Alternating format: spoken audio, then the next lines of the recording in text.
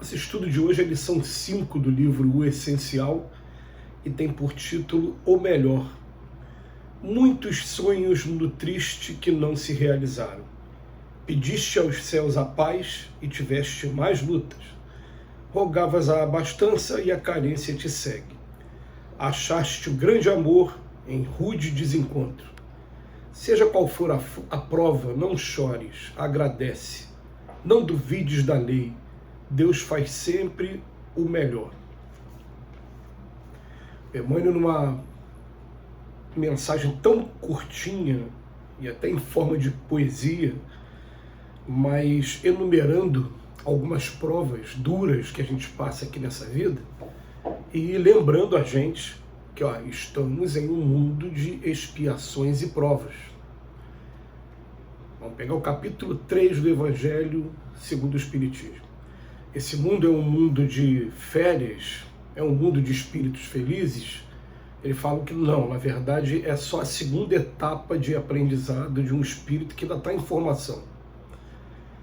Nós já passamos por uma primeira etapa, vivendo em um mundo primitivo, onde a vida instintiva ainda era dominante, onde a ferocidade e a brutalidade não têm analogia aqui na Terra, segundo comentário de Allan Kardec na pergunta 271 do Livro dos Espíritos, mas um mundo onde a gente vive mais para se proteger das intempéries, do tempo, das tempestades, para nos proteger também dos predadores e aprender a sobrevivência. Nós passamos por isso enquanto espírito, não estou nem falando como corpo, não, estou falando como espírito.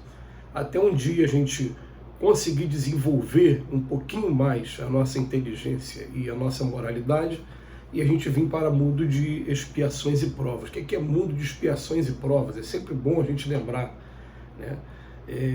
Diz lá no capítulo 3 do Evangelho, é um mundo onde o mal sobressai sobre o bem, e é um mundo onde nós somos rebeldes ao Evangelho de Jesus. Ou a gente já conhece, ou a gente já leu, ou nunca leu, mas a verdade é que conhecendo, lendo, até estudando, a gente tem uma dificuldade enorme de praticar, porque ser cristão é um verdadeiro desafio. Se aprender a amar o inimigo, aprender a perdoar 70 vezes 7 e aprender a ser manso e pacífico e amar o próximo como a si mesmo, é todo o desafio que a gente tem aqui nessa vida. Mas quando a gente chega aqui, tem esse nomezinho, expiações e provas. Prova, todo mundo sabe o que é. A gente está tendo um aprendizado novo e vai sendo testado se a gente aprendeu ou não dentro desse aprendizado. Agora, a expiação, a gente prefere deixar com Allan Kardec a definição. Quando a gente vai lá no livro Céu e Inferno, procura na primeira parte, o livro tem duas partes. Na primeira parte, um capítulo intitulado Código Penal da Vida Futura, e Allan Kardec vai falar sobre arrependimento, expiação e reparação. Ele fala que nós, naturalmente, por falta de conhecimento, que tem uma pergunta no Livro dos Espíritos que fala, todos os espíritos passam pela fieira do mal, fala, mal não, da ignorância, falta de conhecimento. Por falta de conhecimento, a gente viola a lei de Deus. Quando esse conhecimento chega, o que a gente faz? Tem um arrependimento, mas esse arrependimento por si só ainda não resolveu o problema. Então, depois do arrependimento, vai vir a expiação, que é a consequência da violação da lei de Deus. A gente vai sofrer essa consequência, vai até conseguir uma oportunidade de reparar o mal que a gente fez. Quando a gente consegue reparar o mal, aí a gente está quite, a bola para frente, a gente segue a nossa jornada. E o que tem de consolador na doutrina espírita é o fato de que a gente entende que são três elementos que a gente pode dizer assim, né? A trindade, Deus, que é uma inteligência suprema, a maior inteligência de todo o universo ou multiverso, Espírito somos nós, tudo que tem inteligência nesse também o universo e multiverso é a matéria, né? Então o que acontece? Nós aqui, enquanto espíritos, né, nós todos fomos criados um dia na forma de simples e ignorantes, e estamos progredindo, vamos chegar um dia à perfeição. O que é consolador para a gente é a gente entender que Jesus, como nosso irmão mais velho, Ele falou no Evangelho de João: sois deuses, tudo que eu fiz vocês podem fazer também. E ele, na verdade, veio mostrar para a gente espiritualmente que ele passou por todas essas etapas também, só que ele foi criado bem antes da gente, porque, segundo a pergunta 80 também do Livro dos Espíritos, a criação é permanente, tem espírito saindo da forma agora, começando a sua jornada nesse momento agora, enquanto ele está falando aqui, lá no mundo primitivo. A criação jamais deixou de acontecer.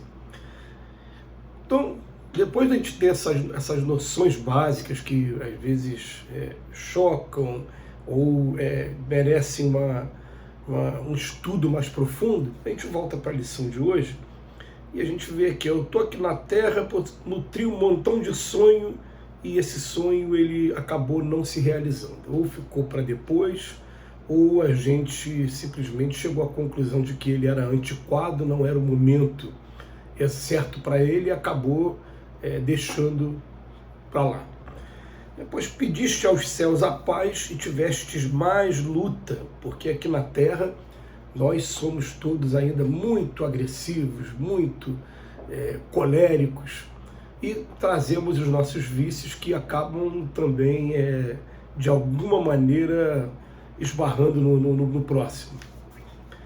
Depois ele bota: rogavas a abastança e a carência te segue. A gente vai entender que prova da riqueza, prova da pobreza, como diz os dois, o nome, prova. A gente vai ter que passar tanto por um como pelo outro. Mas que Jesus falou que é mais fácil o camelo passar pelo buraco da agulha do que o rico entrar no reino dos céus, alertando que não é impossível, mas que a prova da riqueza é muito mais difícil de ser vencida. Ela te leva aos excessos de todos os gêneros, enfim. Depois ele coloca aqui: achaste o grande amor em rude desencontro, porque não está sendo o momento ainda de você conviver com aquele grande amor. Então o que acontece? Você encontrou, mas encontrou ele se despedindo, encontrou ele compromissado, encontrou ele em situações que não permitem que você conviva com ele agora. Acontece muito com a gente aqui na Terra.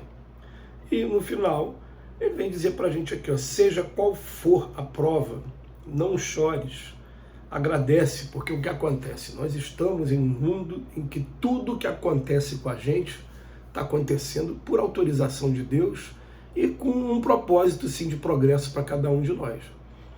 Mas muita gente vai achar: isso é conversa religiosa, isso é para me manter na ignorância, isso é para, como dizia Karl Marx, lá no século XIX, a religião é o ópio do povo. O povo apanha a semana inteira e quando chega no final de semana procura religião para receber uma droga, que o ópio é uma droga poderosíssima, aí, poder de estrago muito grande, né? Semelhante a essas drogas que a gente tem aqui, da cocaína para cima, né? Crack, o ópio. A pessoa vai lá para receber o ópio e continua a sua jornada. Mas não é. Na verdade, a gente está entendendo a nossa natureza espiritual e entendendo o que nós estamos fazendo aqui, entendendo que aqui é um mundo complicado mesmo. Na verdade, nós é que vamos vir para cá aprender tudo que a Terra tem para ensinar para a gente. Quando concluir o aprendizado, a gente vai embora e vai ter gente chegando com o aprendizado todo de novo, da mesma maneira que acontece nas escolas, quando o aluno de determinado ano, ele passa de ano e vem toda uma turma nova. Porque tem gente sendo criada agora, daqui a pouco vai vir todo mundo para cá, então não adianta. A gente fica: meu Deus, quando é que eu vou acabar com aquele vizinho que aumenta o volume, com aquele vizinho que é complicado, com aquele brigão que tem na rua? Olha, só quando o mundo deixar de ser expiações e prova, porque os mundos também são promovidos. Mas pode até deixar de ser aqui, mas vai ter em outro lugar mundos de expiações e prova, e a gente vai ficar com essa informação na cabeça. Onde tem mundo de expiações e prova, tem tudo isso que a gente estudou aqui. E que merece até um aprofundamento aqui, quando terminar esse estudo, de pegar lá o Evangelho segundo o Espiritismo e ler com mais detalhes, né, buscando a inspiração, esse capítulo 3 do Evangelho, para a gente entender essas várias moradas da casa do Pai e o que nós estamos fazendo aqui nesse momento. A lição termina com isso: não duvides da lei, Deus faz sempre o melhor. Mas a gente esquece que no Pai Nosso que estás no céu, santificado seja o vosso nome, venha a nós o vosso reino, seja feita a vossa vontade, não a minha. Só sabe o que eu preciso. Eu estou aqui ainda mergulhado na matéria, com o esquecimento do passado, toda essa influência, e procurando ainda controlar o meu egoísmo. Que Jesus nos abençoe hoje e sempre.